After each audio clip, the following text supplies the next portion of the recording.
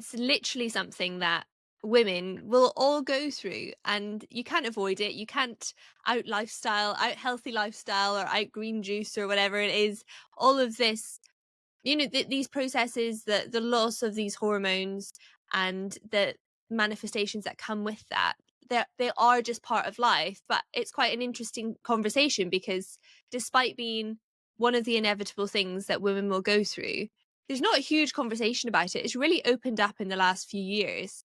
And I want to know a little bit more about your journey into being such an expert of this, because I know that was something that you kind of thought yourself, like, gosh, okay, we're going through this, and then hold on, there's no conversation about it. Like, what is going on? Talk to me a little bit about your experience with that. Yeah. Well, I'll tell you, I went to medical school in Dublin, Ireland, and I was in medical school in Dublin in 2002 when the WHI came out, that study that kind of like, wrecked the whole thing for everybody. And I remember that really well. And I remember just a complete pivot. Like, nobody takes hormones. Don't take hormone therapy. We don't teach you about it. We don't talk about it.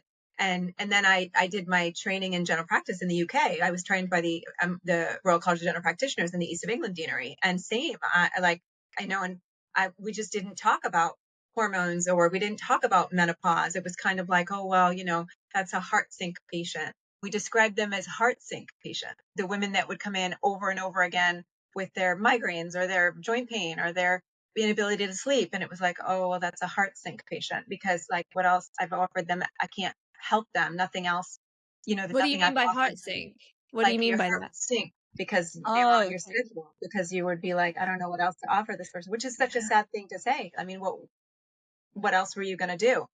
And, so I just didn't know about menopause. I'm very little. I knew hot flashes and you stopped having your period, but that was pretty much all I knew. And then, and when I was 38, I started to have what I would describe now as perimenopausal symptoms. But at the time, I thought I was having psychiatric symptoms. I thought I was burnt out. I was having intrusive thoughts. I couldn't sleep. I have severe anxiety.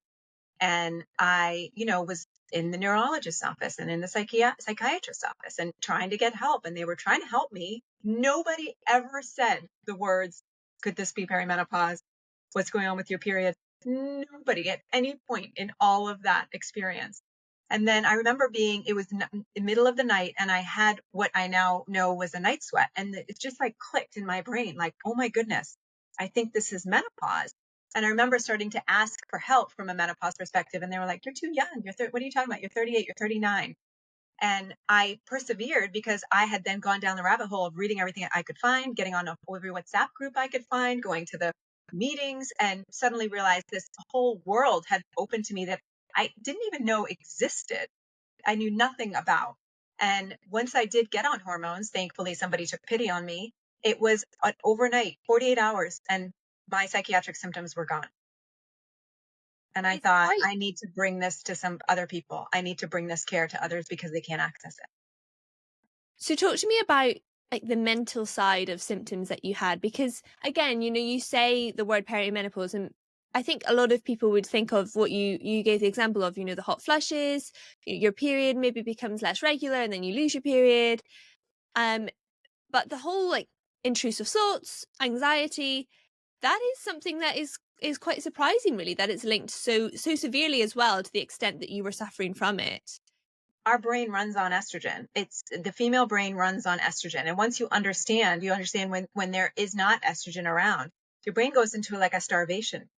But really, now that I've done this work and I see women all the time, and I've, probably seen, I don't know, thousands of women. And I would say in perimenopause, psychiatric symptoms, I think, are often the first things that appear. Anxiety, panic, inability to sleep, feeling, intrusive thoughts, like all of a sudden I'm really, really anxious about stuff that I was never anxious about.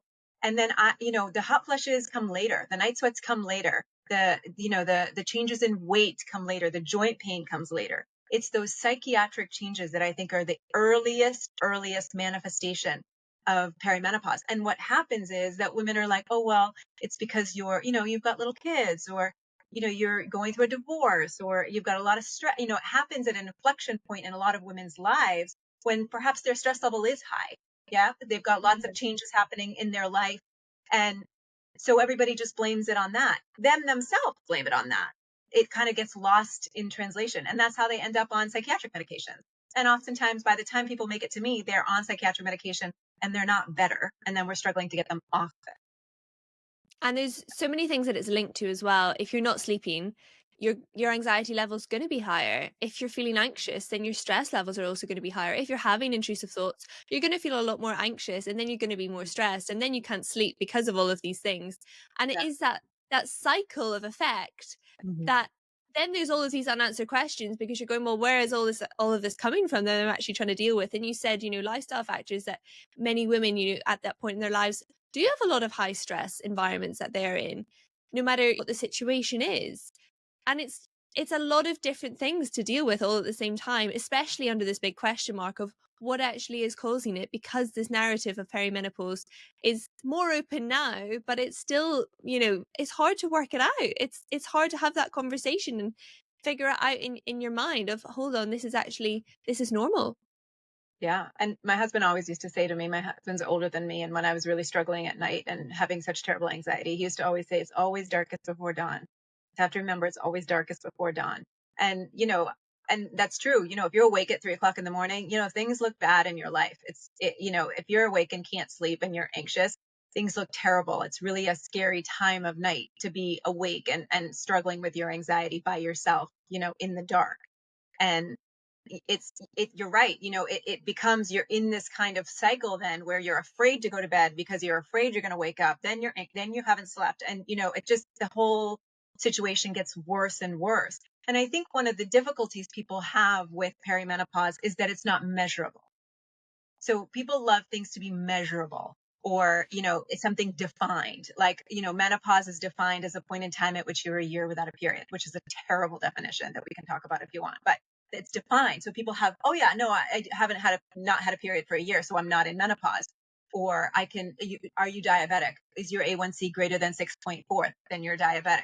People love things to be very, and in medicine, we like a definition. We like it to be measurable. We like clinical criteria. It all has to be very, right angles and straight lines. And perimenopause is not right angles and straight lines. There is no diagnostic criteria really for perimenopause. There's nothing you can measure in blood work that's going to tell you you're in perimenopause. Perimenopause is just a clinical diagnosis that involves listening to what your patient is saying to you and thinking, okay, this sounds like perimenopause. And at the end of the day, sometimes the diagnosis is in the treatment.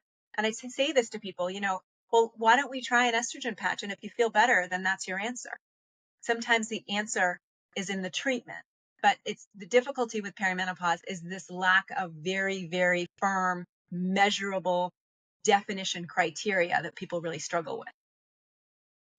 Yeah, because even defining perimenopause, how would you actually give that a definition in itself? It's quite a tricky one, because it's the pre-stage, but It is it's a hard one. exactly.